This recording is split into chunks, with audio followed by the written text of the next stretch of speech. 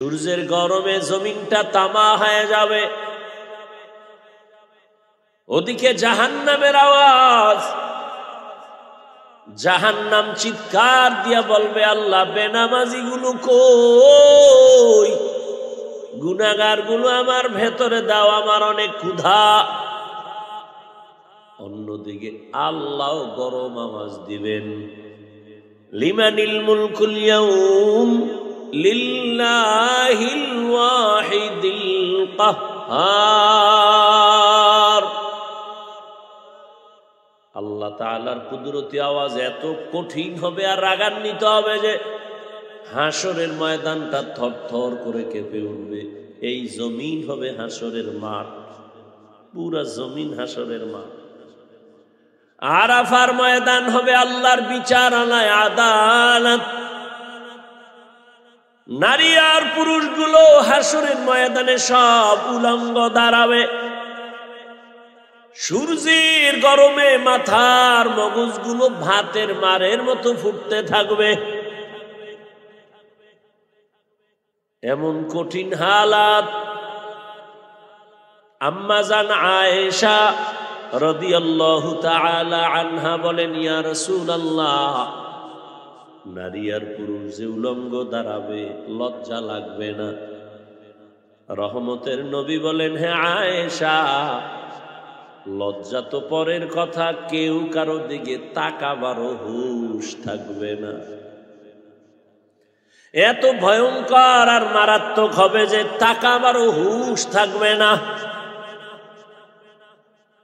আল্লাহ বলেন, ওই দিন হিসাব দেওয়ার ভয়। এখন যারা দুনিয়াতে গুনাহ থেকে নিজেরে বাঁচাইবা, আমি আল্লাহ ওয়াদা করলাম তুমি বিনা হিসাবে জান্নাতি। আচ্ছা, আপনারা যারা দুনিয়া দুনিয়া করেন, আমরা যারা আখেরাত আখেরাত করি, বলেন তো আপনারা আমাদের থেকে কত উপরে আছেন? নামাজ রোজা বাদ দিয়া সব লাথি মেরে ফালায় দিলেন। নামাজের দরকার নাই, রোজার দরকার নাই, তেলাওয়াতের দরকার নাই, দাড়ি টুপির দরকার নাই। বলেন আপনারা কত আরামে আছেন? কই, আমরা তো 3 বেলা খাই, আপনারাও 3 বেলা খান। আপনারা ঘুমান, আমরাও ঘুমাই। আপনারাও বাজার করেন, আমরাও করি। আপনারাও চাকরি করেন, ব্যবসা করেন, আমরাও করি। আপনারা দেশ বিদেশ সফর করেন, আমরাও করি। হিসাব মিলায় দেখলাম আমাদের মতো আখিরাতওয়ালাদের মতো সম্মানে আর শান্তিতে এই মুহূর্তেও দুনিয়াতে আর কেউ নাই চোখের সামনে। হ্যাঁ, এখানে আবার অনেকে ভয় পাইও না যে আমি তোমাদেরকে বলবো সব হুজুর হয়ে যাও, দাড়ি লাগাও, তসবিহ হাতে নাও, পাগড়ি লাগাও। এ কথা বলি নাই, বলবো না, ভয় পাইও না। এরে আমার কলিজার যুবক, বরং আমি তোমার পক্ষে সাপোর্ট দিয়ে যাচ্ছি, ভয় পাইও না। তুমি স্কুলে পড়ো, তোমাকে আমি ধন্যবাদ দিলাম, পড়ো। তুমি কলেজে পড়ো, তোমাকে ওয়েলকাম, পড়ো। ভাই তুমি চাকরি করো, করো। ব্যবসা করো, করো। স্কুল কলেজ বাদ দিয়া মাদ্রাসায় আসার নিয়ত করলে ফিরায় নাও, দরকার নাই। আমার দেশের মাদ্রাসায় তোমার মতো লোক ঢোকার জায়গাও খালি নাই, লাগবেও না। এত পরিমাণ মাওলানা হুজুর আলেম ওলামার অভাব নাই। আমার দেশে এখন অভাব বড় ডাক্তার নাই, আছে ডাকাত। আমার দেশে আছে প্রফেসর নাই, আছে নাস্তিক। আমার দেশে ভালো ডিসির দরকার, এসপির দরকার, এমপির দরকার, চোরের দরকার নাই, দুর্নীতিবাজের দরকার নাই, জালেমের দরকার নাই। অতএব তুমি স্কুল কলেজে পড়িয়া ডাক্তার হও, ইঞ্জিনিয়ার হও, প্রফেসর হও, আদর্শ ব্যবসায়ী হও, চাকরিজীবী হও, তবে বেয়াদব হইও না রে বাবা। তোমার আচরণে কোনোদিন যেন মা বাবা কষ্ট না পায়, শিক্ষক কষ্ট না পায়, আলেমরা কষ্ট না পায়।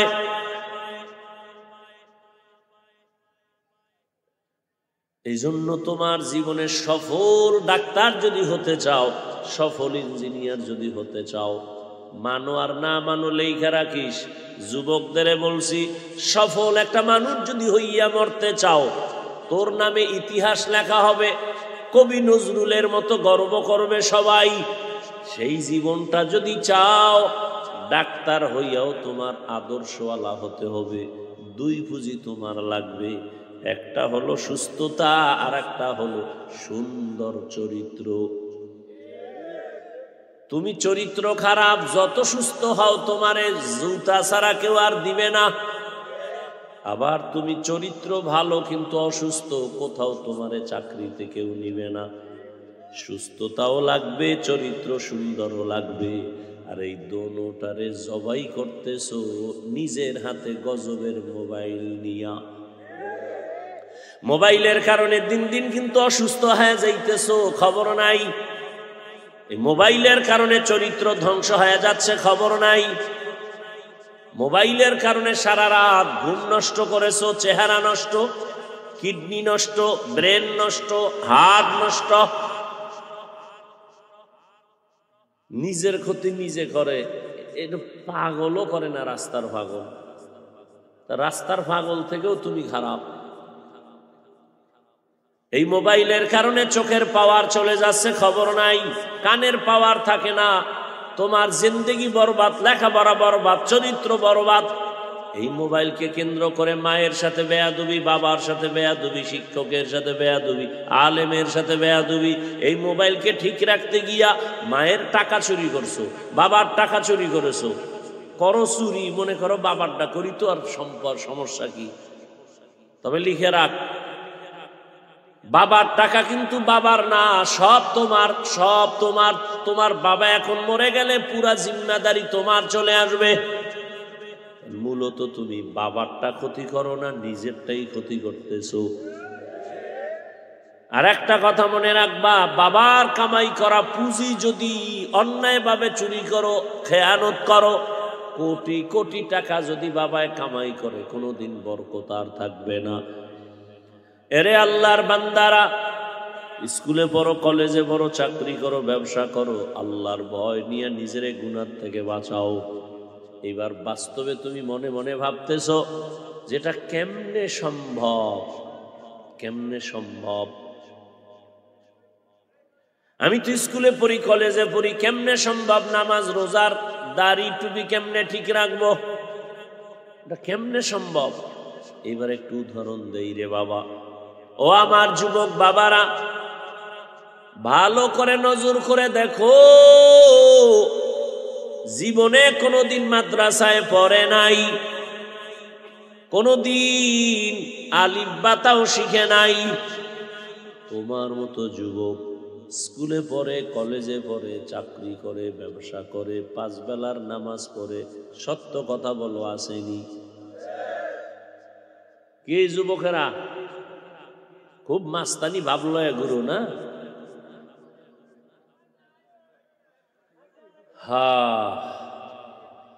ও যুবক বাবা, তোমার মতো যুবক র্যাব, আর্মি, পুলিশ, বিডিআর এর চাকরি করে 5 ওয়াক্ত নামাজি আসেনি?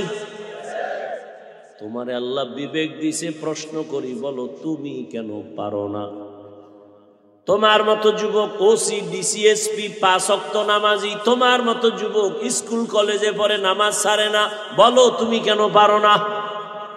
তোমার মতো যুবক রাস্তায় গাড়ি চালায় নামাজ ছাড়ে না, তুমি কেন পারো না?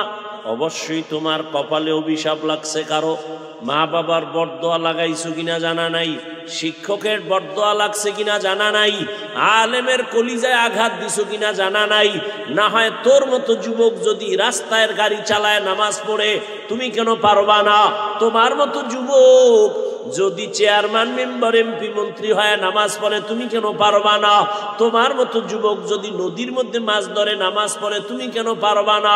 তোমার মতো যুবক যদি ময়দানে কৃষি কাজ করে নামাজ পড়ে, তুমি কেন পারবা না? অবশ্যই তোমার কপাল খারাপ, তোমার কপাল অভিশপ্ত কপাল, তোমার কপালে কারো বরদোয়া লাগছে। তুমি কেন নামাজ পড়তে পারো না?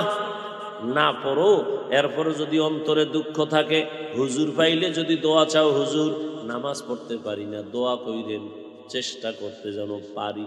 আর যদি এমন বেয়াদব হও, এমন বেয়াদব যদি হও যে নামাজ না পড়লে অসুবিধা কি, দাড়ি না রাখলে অসুবিধা কি, টুপি না পড়লে অসুবিধা কি, তোমার মতো রসুলের দুশমান আর কেউ নাই, তুমি নিকৃষ্ট বেয়াদব। তুমি নামাজ পড়তে পারো না, কোনো ঝগড়া নাই, ভালো মানুষ দেখলে দোয়া নিবা। আর প্রশ্ন যদি করো না পড়লে অসুবিধা কি, তোমার মতো বেয়াদব এই জমিনে আর একটাও নেই। তুমি শুধু বেয়াদব না, তুমি নিকৃষ্ট বেয়াদব। লিকুল্লি শাইইন জিনাতুন ফিল ওয়ারা ওয়া জিনাতুল মারই তামামুল আদাবি আজ খোদা খা হিমে তৌফিক আদব বেআদব মাহরুমে গাশ আজ ফজলে রা। বাদশাহ হারুন রশিদের নাম তো অনেকে শুনছেন। এই শুরুতে মাইকটা ভালো ছিল, এত পণ্ডিতি করে এরা। ভাইয়েরা আমার, যাই হোক ভাই, চিল্লি করেন না, আমি দোয়া করে দিব, সময় কম, শেষে আফসুস করে দনুকুল হারাইবে। চুপচাপ শুনতে থাকেন। বাদশাহ হারুন রশিদের নাম শুনছেন না? তার স্ত্রীর নাম কি? শেষ, বুদ্ধিমানী সব শেষ। পুরা দুনিয়াটারে গরম বানায় গেছে বাদশাহ হারুন রশিদ, তার স্ত্রীর নাম জানেন না। জুবায়দা খাতুন তার স্ত্রীর নাম। এত বড় বাদশাহ হারুন রশিদ, পৃথিবী আলোড়ন সৃষ্টিকারী এক রাষ্ট্র পরিচালক। তার স্ত্রী জুবায়দা, তার কাজের মহিলা ছিল 100। তিনিও কোরআনের হাফেজা, তার 100 কাজের নারীও কোরআনে হাফেজা। জুবায়দা খাতুন সিস্টেম করে দিলেন, আমার রাজপ্রাসাদে, আমার বাড়িতে 24 ঘন্টার প্রতিটি সেকেন্ড যেন তেলাওয়াতের আওয়াজ হয়।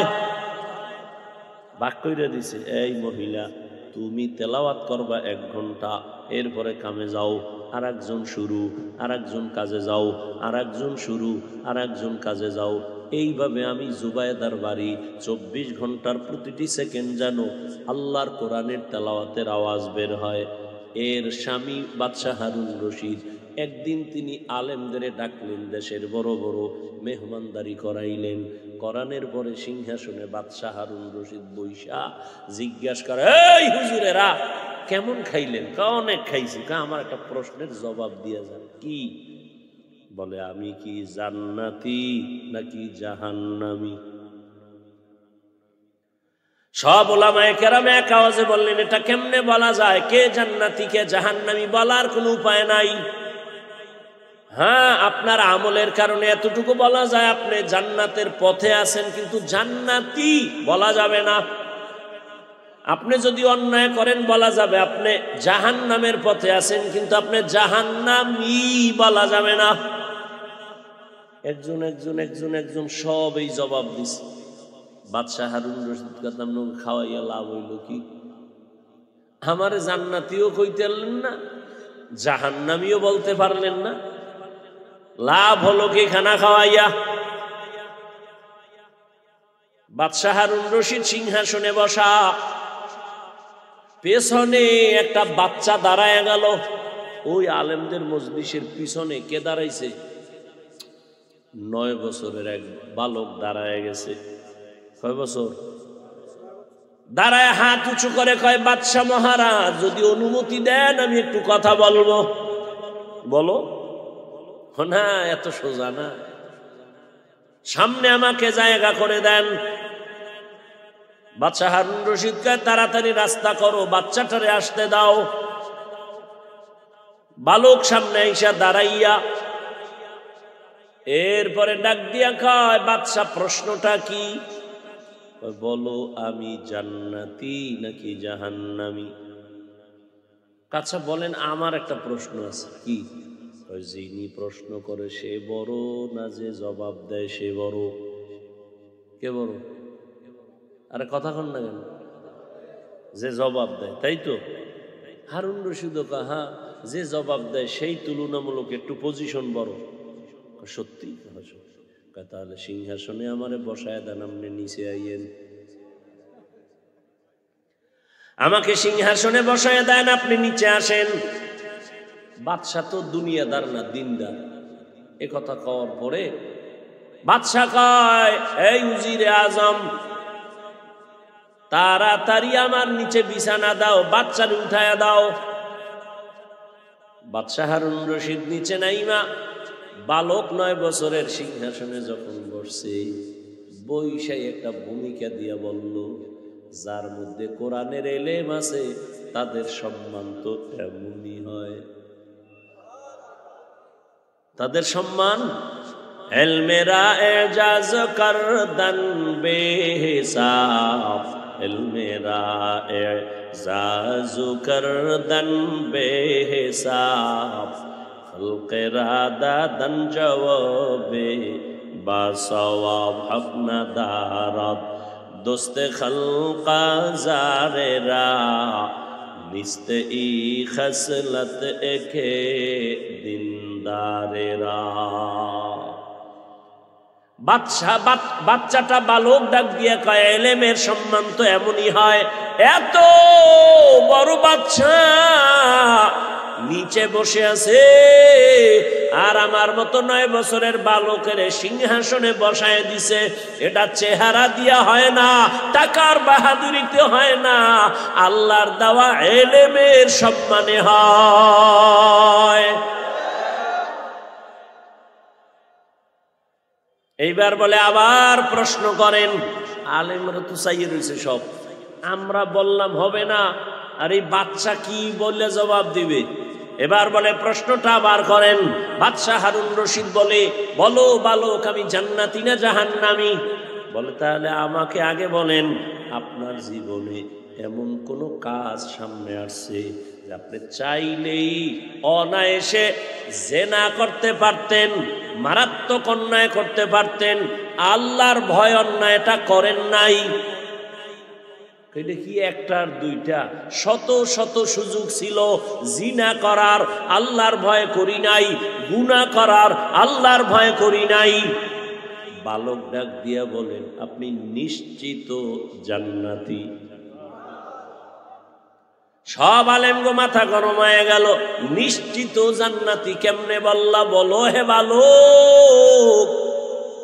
বালক বলে, আমার আব্বা বলছে, এমনটা না, গায়ের জোরে না, কোরআনের আয়াত। ওয়া আম্মা মান খাফা মাকাম রাব্বিহি ওয়া নাহান নাফসা আনিল হাওয়া ফাইন্নাল জান্নাতা হিয়াল মাওয়া।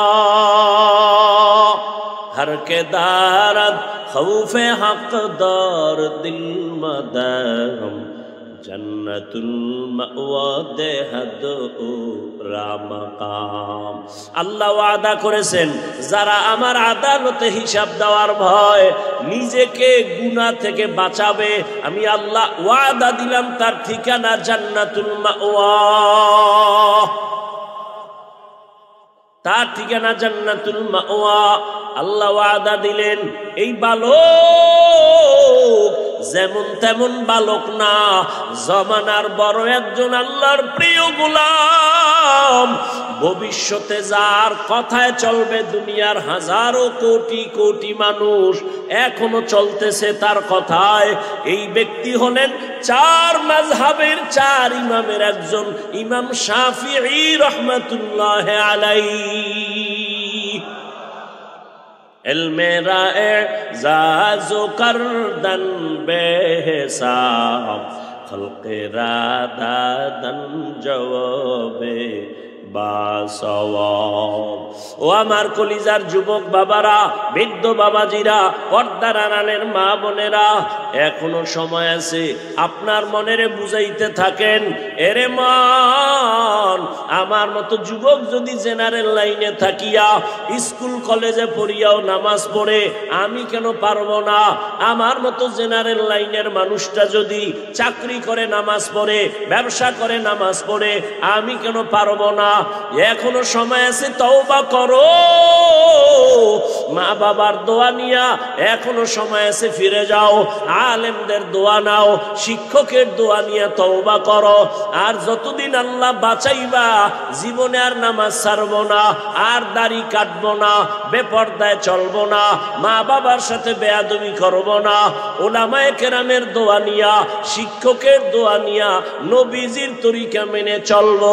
তওবা করার মতো যদি অন্তর তৈরি হয়, মুনাফিকি না থাকে, খাঁটি তওবার নিয়ত যাদের আছে, দুটো হাত আল্লাহকে দেখাও। আয় আল্লাহ, হাতগুলো কবুল করে নেন। আয় আল্লাহ, আমাদের তওবা কবুল করে নেন। আয় আল্লাহ, আমরা তওবার নিয়ত করলাম, আর দাড়ি কাটবো না, নামাজ ছাড়বো না, বেপর্দায় চলবো না, মা বাবার দোয়া নিয়া, উলামায়ে কেরামের পরামর্শ নিয়া, শিক্ষকের দোয়া নিয়া, নবীজির তরিকায় চলবো। আমাদের তওবা কবুল করে নেন।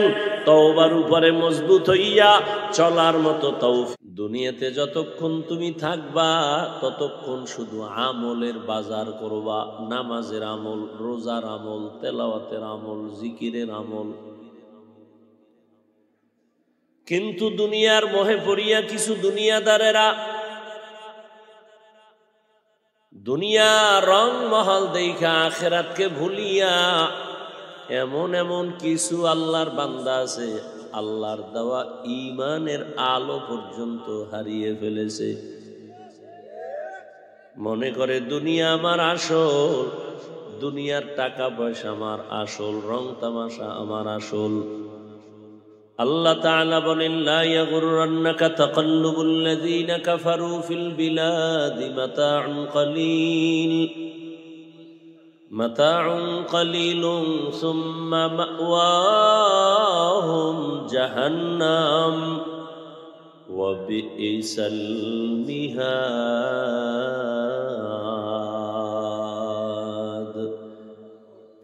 এরে আল্লাহর গোলাম, দুনিয়ার কাফের বেঈমানের বানানো গুলশান দেখে পাগল হয়ো না, এগুলোর কোনো ভ্যালু নাই।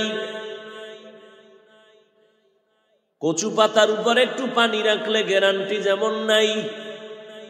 দুনিয়া দুনিয়া যা কিছু দেখো, এক সেকেন্ডের কোনো ভরসা নাই। বিউটি পার্লারে এক কালো মানুষ গিয়া এই পরিমাণ সাদা হইছে, একজনে দেখা কয়, ডানা কাটা ফরিরে আমার না নিলে শান্তি হবে না।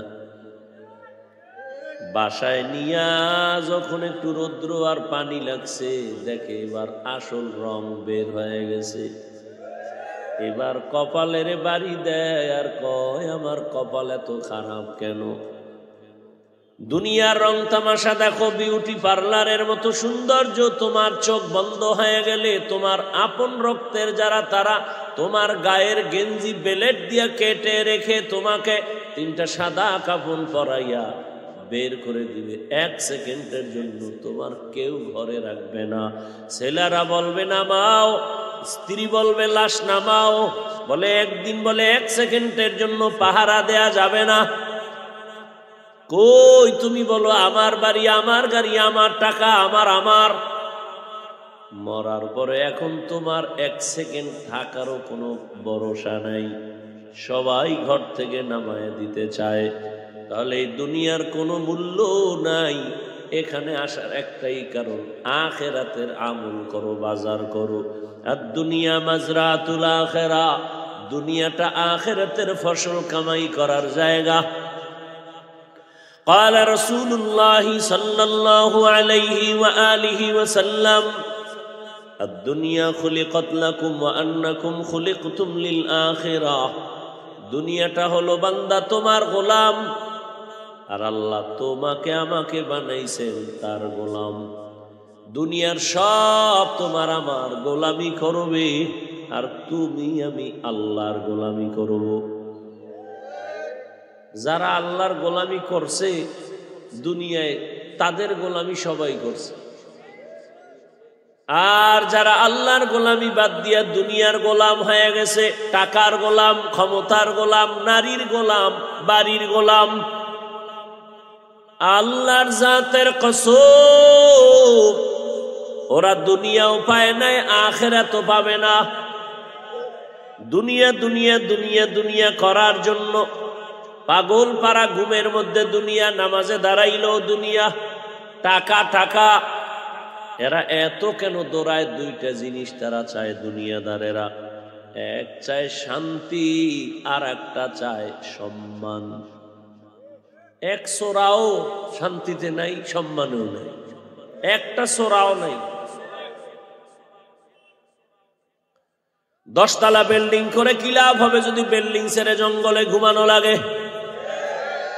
সুইস ব্যাংকে টাকার মাস্তানি করে কি লাভ হবে 14 গোষ্ঠী যদি খাইতে না পারে? ওই সম্মান দিয়া কি হবে? একবার ফুলের মালা, ফাইনালে জুতার মালা।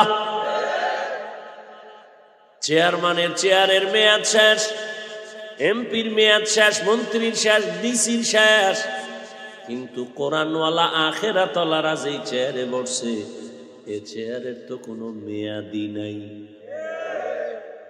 মেয়াদ থাকলে না শেষ হইবে, এটা তো মেয়াদি নেই। টাকা দিয়া সম্মান কিনলে মনে রাখতে হবে প্রথম ফুলের মালা, ফাইনালে জুতার মালা। কারণ টাকা যত দিবা ফুল, যেদিন পেটে ক্ষুধা লাগবে টাকা নাই জুতা, ফাইনালে কি মালা? এটা কি নতুন কিছু দেখতেছেন না? এরপরেও দুনিয়া দুনিয়া দুনিয়া। হ্যাঁ, একদল দুনিয়া মুখী হয়ে গেছে, ওর চোখ অন্ধ হয়ে গেছে। অন্ধ যখন হয়ে গেল এর চোখ আর ভালো করার কোনো কায়দা নাই, এর কলবের মধ্যে মহার পড়ে গেছে। জেনে শুনেই এরা দুনিয়া চায়, আল্লাহকে চায় না। ফেরাউন জানিয়া শুনিয়াই আল্লাহকে বলছে দুনিয়া চাই, আখেরাত চাই না। যাই না শুনেই বলছে, রাতের গভীরে কান্না করতো, হে আল্লাহ আমারে দুনিয়া দাও, আখেরাতে যা দাও দাও। দুনিয়া চাই, দুনিয়া দাও, দুনিয়া পেয়ে গেছে।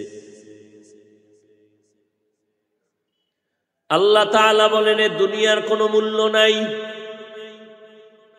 আর যারা দুনিয়াকে পিছনে ফেলে আখেরাতকে সামনে আগায় নিছে, দেখেন এদের পেছনে পেছনে দুনিয়া ঘুরে। টাকা এদের খুঁজে, সম্মান এদের খুঁজে, চেয়ারম্যান এদের কাছে দোয়ার জন্য দৌড়ায়, এমপি দোয়ার জন্য দৌড়ায়, ডিসি দোয়ার জন্য দৌড়ায়, এসপি দোয়ার জন্য দৌড়ায়।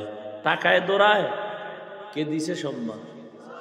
কাদের কুদরত দারি বরকামাল আনতা রব্বি আনতা হাসবি জুল জালাল তুহি কাদের জলিলুল্লাহ জাহাদার বহর হালে তুহি মেরা নেগাহদার। আল্লাহ তাআলা বলেন আম্মা মান খাফা মাকামা রাব্বিহি ওয়া নাহান নাফসা আনিল হাওয়া ফাইন্নাল জান্নাতা হিয়াল মাওয়া। আল্লাহর আদালতে দাঁড়ায়া অন্তরে ভয় জমা করে যারা দুনিয়াতেই গুনাহ ছেড়ে দিবা, আল্লাহর আদালতে দাঁড়ানোর ক্ষেত্রে ভয় কেন? বলে আল্লাহর আদালত বড় ভয়ঙ্কর হবে।